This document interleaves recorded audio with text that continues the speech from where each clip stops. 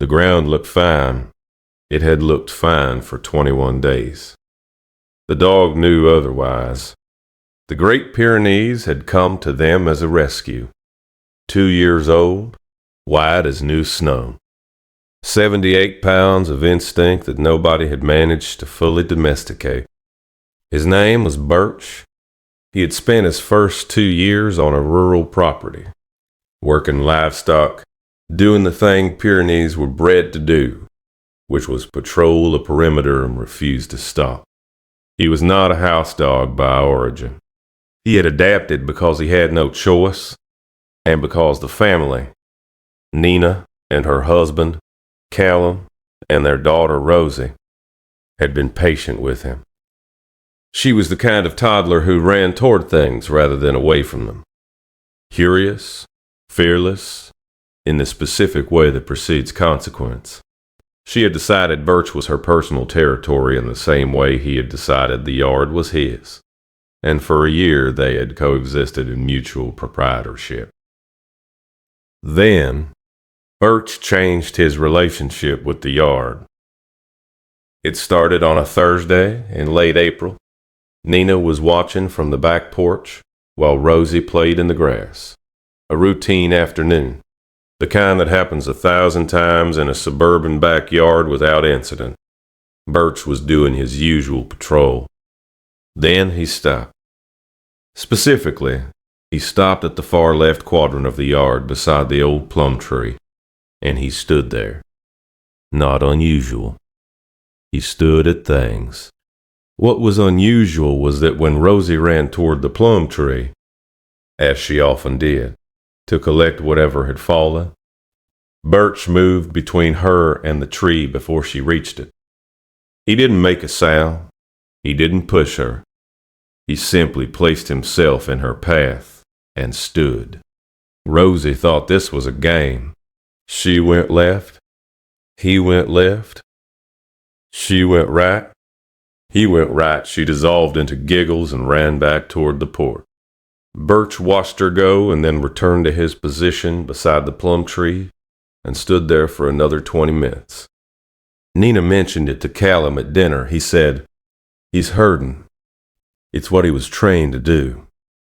This was a reasonable explanation. Great Pyrenees were livestock guardians. Redirected movement was part of their vocabulary. Nina accepted this because it fit, and because the afternoon had been warm, and Rosie had laughed, and nothing had seemed wrong. The next afternoon, it happened again. Same location, same redirection. Birch placing himself between Rosie and the plum tree quadrant each time she drifted that direction. Rosie had stopped treating it as a game by day 4. By day 6, she had simply begun avoiding that corner of the yard, the way small children learn to accommodate persistent animals without understanding why. Birch stood at that corner of the yard, or moved toward it when Rosie approached, every single day for 3 weeks. If you stay for stories about what animals sense before we do, you're in the right place. On the 5th day, Nina had walked to the spot herself while Birch watched her from a distance. The grass looked normal. Slightly dry, maybe. It was spring and the irrigation hadn't been fully restarted. She pressed her foot to the ground. It felt normal. She came back inside. On the 9th day, Callum watched Birch's behavior for 20 minutes from the porch and said, "I think it might be a rabbit hole he's tracking, or a rodent nest." Nina accepted this too because it was plausible and because 3 weeks of a dog standing in a specific corner of a yard is, objectively, one of those things that is easy to normalize when nothing visibly bad is happening. On day 21, they had a plumber in the house for an unrelated issue, a slow drain in the second bathroom. He was in the yard briefly, checking the exterior clean-out, and he stopped near the plum tree. He pressed his heel to the ground the way someone does when they are feeling for something specific. He called Callum over. "Press there." Callum pressed. The ground gave, not dramatically.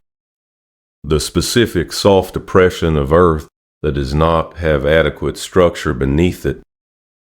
The give of a surface that is held up by less than it appears to be. The plumber said, "You should get someone to look at what's underneath here. That's not normal settlement. Has your dog ever refused to let your child near a specific spot for no reason you could see? Tell us in the comments. These stories deserve to be heard." The structural engineer came 2 days later. The ground-penetrating radar scan of the yard revealed what the previous owners had failed to disclose and what no surface inspection would have found. An old underground cistern, brick-lined, dating to the original structure of the house from the early 1900s, decommissioned and partially backfilled at some point in the intervening decades. The backfill had been settling for years.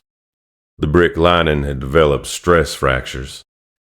The chamber below, approximately 4 feet across and 6 feet deep, was intact but increasingly unsupported from above. The engineer's report used specific language that Nina has since read many times. The surface depression indicated by the soil compression pattern suggested ongoing structural compromise. The loading capacity of the surface layer above the chamber had been significantly reduced.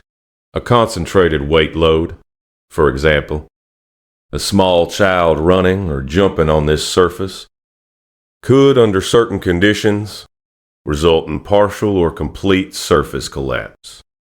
He said it plainly.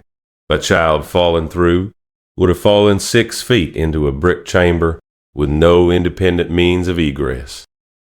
He asked when they had first noticed the soft spot. Callum told him about the plumber. The engineer asked if there had been any other indicators. Nina said, "Our dog has been standing between our daughter and that spot for 3 weeks." The engineer wrote something in his notebook. He looked at the yard.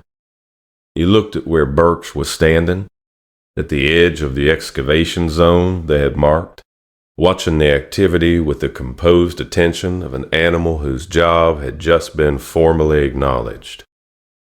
He said, "The VOC and humidity profile of a deteriorating underground void is distinct from surrounding soil. A working livestock guardian dog with an intact nose would be operating at a sensitivity level that would make that void detectable as an anomaly long before any human instrument would flag it." He paused. "He was doing his job," the engineer said. "He just couldn't explain to you what the job was. The cistern was safely excavated and filled. The yard is intact. Rosie runs through it now without restriction, including near the plum tree. Birch does not stand at that corner anymore. There is nothing left to stand between. Every guardian deserves to be recognized, especially the ones who held the line without asking for anything in return. If stories like this matter to you, subscribe so you never miss the next one. What comes next? A dog who stopped eating for 6 days. The family thought he was grieving. The blood test told an entirely different story, and it wasn't about the dog at all.